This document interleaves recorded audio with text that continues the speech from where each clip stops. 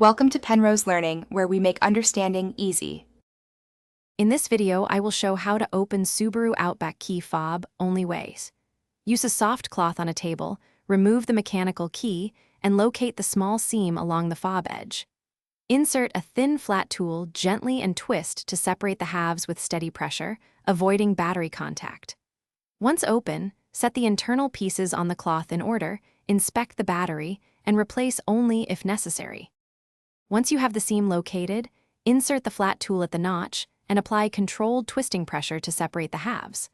Work slowly around the perimeter, releasing each clip in sequence to prevent plastic damage. If resistance spikes, stop and try a different angle rather than forcing the housing.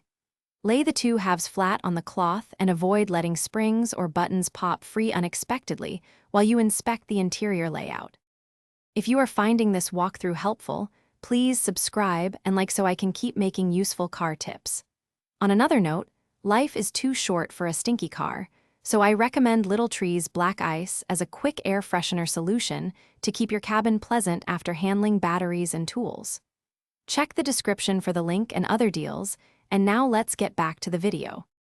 With the fob open, observe the battery orientation and write down the model for accurate replacement. Remove the old cell carefully, avoid touching the terminals with bare skin, and install the new battery in the same orientation.